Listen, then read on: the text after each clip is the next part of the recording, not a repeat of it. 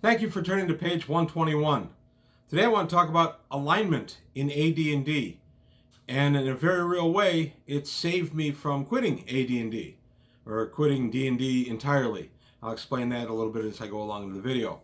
My sources today are going to be the Player's Handbook and the Dungeon Master Guide. I'm not really going to go into anything of modern interpretations of alignment. This video is going to be more about what alignment was when I started playing D&D and how, in a very real way, it shaped, changed, and improved AD&D. So I'll get into that in a moment. I just want to say also that I have a Patreon going right now to help support the channel, to give me a little bit of a budget to work to improve some of my equipment, some of my software. And right now it's just a straight Patreon. If there's any interest in rewards for different tiers or anything like that, I'm looking for feedback from viewers. Please let me know what you'd be looking for as far as, an extra video a month on a topic, maybe even a live chat or something. I don't know. I'm just looking at different options. I'm not promising anything at this time, but I just want to kind of explore it. And like I said, right now the Patreon is just going to be to help support the channel. Believe it or not, these 10 to 12 minute videos take a lot of work. I research and reread everything before I sit down and discuss it. So that's a lot of time that's not in front of the camera. And if I am able to keep spending the time behind the scenes, then that'll help keep the channel going at the level it's going.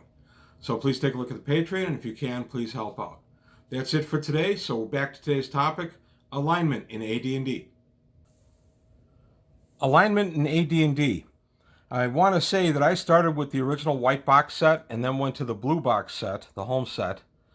And within a year of starting D&D, had graduated to AD&D. One of the GMs or DMs in our campaign had access to a player's handbook, a monster manual, and a DMG, and we started upgrading to the AD&D rules in late 80 and then over into early 81.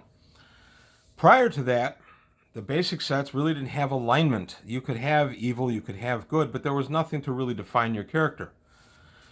Consequent of that, we had a lot of player character infighting. If somebody got a particularly good magic item, it was a sure bet that somewhere down the line some other player would try to steal it. This led to tremendous infighting, mostly over treasure, sometimes just personal grudges, which of course, as we all know, can go to real grudges for the players at the table, not just between their characters. I was not crazy about this. I personally don't like having party infighting. I was souring on the game. I would GM a game, DM a game. I'd run through it. We'd go through a fun game, and then by the end, it would end up with the characters who were in better health slaughtering the ones who'd been injured and taking all their treasure. And that was becoming a recurring theme with our group. Now, I was 18 when I started playing. I played with other 18-year-olds. I played with mostly people who were a year or two younger than us, so pretty immature group, and very immature in our role-playing. This was a problem. I hated running a game, having it go through the whole night, and then just end up in the group fighting one another. Then AD&D, in basically let's call it early 81, came along, and I read through the books, and I went, oh my gosh, look, alignment. A lot of people don't like alignment because they say it limits the characters and the creativity. I say it limits the slaughter. You don't have player characters just attacking each other left and right because, for the most part, you know what to expect out of their behavior. Now, there are a lot of different interpretations of the 9 alignments. The reason I show this chart is, in my opinion, it does a great job of showing the diametrically opposed alignments. That is, the alignments that are naturally never going to get along. So you've got chaotic good versus lawful evil. Chaotic to law is not going to mix, and good to evil, of course, is not going to mix. You've got chaotic neutral to lawful neutral, lawful good to chaotic evil, neutral evil to neutral good, and then, of course, neutral in the center. Gygax was huge on neutral in his campaign. I'm going to go through what the alignments are, how they're defined in the Dungeon Master Guide, and discuss how we play them at our table. But again, if you're somebody that feels alignments limit creativity and hold you back and things like that, I get it. I just know that it saved my interest in AD&D, or in D&D rather. Once I went to AD&D and we adopted the alignment system, we at least had a dependable way to run our player characters. It didn't devolve each and every game into somebody killing somebody else to steal a magic item or treasure. So some of the old horror stories I'm not going to go into. I would run a really fun 5-6 hour game. We'd have a blast. And in the last 20 minutes, everybody be mad at each other because there was infighting. Once we introduced alignments, most of that went away. So now I'm going to take a look at the Dungeon Master Guide and how they define each of the alignments. So starting on page 23, we discuss alignments in depth in the Dungeon Master Guide.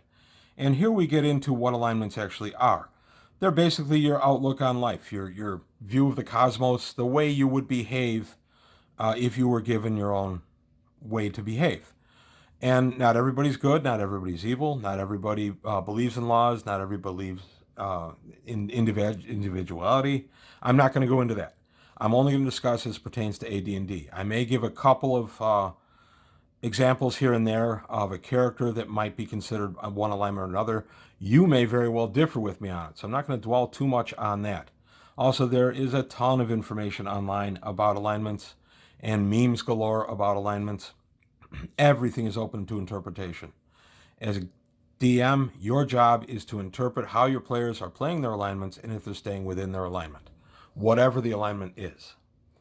So first off, it's the ethos. So I could live in a restrictive environment where, all right, I'll give a great example. Chaotic evil is in AD&D was the prevalent alignment of Drow, and they worshipped Lolth, who was a chaotic evil demoness and things like that. And then along comes Drizzt Do'Urden. I'm not going to get into Drizzt Do'Urden. I like Drizzt, by the way, but I'm going to show how that is a character whose individual alignment led him to break with the society in which he was raised. So first off, we take a look at the major divisions, which are law and chaos. Law means for the greater good. If something is good for many people, it's better than it being good for just one person. And then chaos, which says, nope, every man for himself. And then we have good and evil as defined by various humans. Good can be, again, working for your fellow man, doing nice things. Evil can be taking and grubbing only for yourself. Of course, and not everyone is good, not everyone is evil. Neutrality. This was the crux of Gygax's campaign. He had a lot of players who were neutral. And Mordenkainen would work behind the scenes to establish neutrality. In the Gord the Rogue novels, neutrality is the faction for which Gord is fighting. Neutrality is huge in Gygax's campaign. Neutrality in our campaign, really, I only allow druids to be neutral. And when a druid takes neutral without neutral good or neutral evil attached, I do make them play neutral. If it's a situation where something would benefit nature or the forest or animals, even over the player's wants or desires, I make the druid make his stance known. Neutral good. I like neutral good. It's a fun alignment to play. The characters of this alignment see the cosmos as a place where law and chaos are merely tools to use in bringing life, happiness, and prosperity to all deserving creatures. Order is not good unless it brings this to all. Neither is randomness. Total freedom is desirable. So that is, in my opinion, the purest form of good. You just want good for good's sake. If a function is working toward good, in your opinion, great, it's good. If it's not, then you have to change it. Neutral evil, the exact opposite of just what I just read. The weak and the stupid should be eliminated. Only the strong should be at the top, and the strongest should reign over the weakest. In my opinion, neutral evil is the purest evil. Lawful good. Everybody sees lawful good as the greatest form of good. I disagree. Creatures of lawful good view the cosmos with varying degrees of lawfulness and desire for good. They are convinced that law and order and law are absolutely necessary to assure good, and that good is best defined as whatever brings the most benefit to the greater number of decent thinking creatures and the least woe to the rest. An interesting prospect, but a lot of people play lawful good as lawful stupid, where the paladin has to morally object to executing a prisoner who may deserve it, but for whatever reason, the paladin's ethos says no, he can't. And somebody taps him on the shoulder, and the paladin turns around and says, yeah, what do you need? While his back is turned, the other players kill the creature, and the paladin turns around and says, oh, look at that, and they continue on the dungeon. I've seen paladins played that way. Paladins don't play that way at my table. They have the strength of their convictions. They have to stand up for themselves, even if it means fighting with the party. Sometimes alignment does lead to party fights. Lawful good also can be twisted. You think that your way of doing things is so good and so much better than everybody else, you're willing to suppress a lot of people to make your vision of lawful good happen. It is possible for two lawful good communities to fight each other. We go to lawful neutral. It is the view of this alignment that law and order give purpose and meaning to everything. Without regimentation and strict definition, there would be no purpose in the cosmos. Therefore, whether a law is good or evil is of no import as long as it brings order and meaning. This is everything's good to keep business going. This is a useful alignment. I have played lawful neutral. I've run many player characters who played lawful neutral. In my opinion, the law is more important than neutral. These people do obey laws, and they don't interpret them a lot. If the law says do this, they do it. I, of course, allow freedom for individual characters, but lawful neutral is pretty straightforward alignment to play. Lawful evil. Obviously, all order is not good, nor are all laws beneficial. Lawful evil creatures consider order as the means by which each group is properly placed in the cosmos, from lowest to highest, strongest first, weakest last. Good is seen as just an excuse to promote the mediocrity of the whole, and suppress the better and more capable. So might makes right. Lawful evil, if you're stronger than the current leader, you defeat the leader, you take over the tribe, and you're good to go. Lawful evil, it's a fun alignment to DM. I've played Lawful Evil, probably the least of any of these, but I have played it. It's good, though, for NPCs. Chaotic Good, my personal favorite alignment. To the chaotic good individual, freedom and independence are as important as to life and happiness. This ethos views the freedom as the only means by which a creature can achieve true satisfaction and happiness.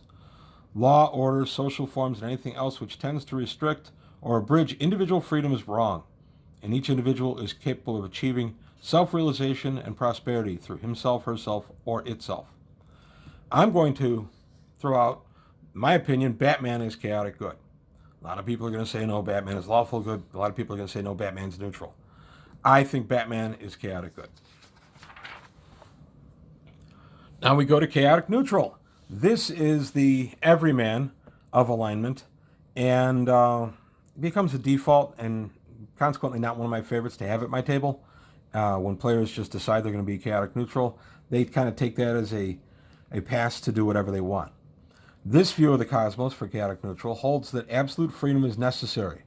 Whether the individual exercises such freedom, chooses to do good or evil, is of no concern. After all, life itself is law and order, so death is desirable, and therefore life can only be justified as a tool by which order is combated, and in the end, it too will pass into entropy. Interesting idea. If you want to be able to do pretty much anything at an AD&D table, chaotic neutral is pretty much your alignment. Again, why I'm not crazy about it being at my table. Chaotic evil. Chaotic evil creature holds that individual freedom and choice is important, and that other individuals and their freedoms are unimportant if they cannot be held up by the individuals through their own strength and merit. Thus, law and order tends to promote not individuals but groups, and groups suppress individual volition and success. Chaotic evil is a ton of fun for non-player characters, very problematic at the table for player characters. Chaotic evil very often gets boiled down at our table is psychotic evil. They tend to just kind of go off and do whatever they want and start killing when they can and stealing. And chaotic evil, in my opinion, again, is a tough one to have at your table. I do make players note the behavior of each other. In other words, we announce alignments at the beginning of the game. And then I want players to interact with one another in some way based on their alignment, not as a total driving force behind the character, but if I have a lawful neutral and a chaotic good, a lawful evil and a chaotic good in the same group somehow, I want to see some friction between them. That's a good story. Now we go to Alignment language. This one's easy. I dumped them. It never ever made sense to me to have an alignment language. Why would you all sit around in some kind of classroom and study a language based solely on your alignment? I realized that this would be more of a dialect than anything else, just kind of a pig Latin, if you will. I didn't see any place for them in our campaign. I dumped them. And now changing alignment. In changing alignment, a very serious thing. I've only actually changed alignment on players probably 3 or 4 times in over 40 years of DMing. Sometimes some players do something so egregious that they do suffer an alignment shift. I had a Cavalier do something well against the chaotic good ethos that the Cavalier purported to have. I imposed a penalty where the Cavalier was shifted to chaotic neutral, lost access to any of the Cavalier things through the powers of the gods, whatever you want, and had been dropped a level. I offered that player character a chance to atone. We had a long discussion away from the table about what went on and why I did what I did, because the player felt that they were wronged. And I'm not saying that was totally without merit, but we had a long discussion about it, and we did come to a meeting of the minds. So I ran a long campaign, not a campaign around it, but this character went through a series of adventures where they did redeem themselves and were able to reclaim all the benefits of being a Cavalier, and including the lost level. So there are ways to do it, and then work with your players to go ahead and let them see why you did what you did, why they did what they did, and then make intelligent, mature decisions based on it. Alignment, in my opinion, does bring maturity to the table very quickly. I have played with my sons when they were as young as 6 and 7 years old. Once I explained the alignment to them, it was amazing the maturation of the play. My youngest son joined our group, our adult group, when he was 9 years old. And knowing alignments and knowing how other people would react and could count on that, I think really helped him be able to interact with adults, some of whom were in their late 50s, early 60s.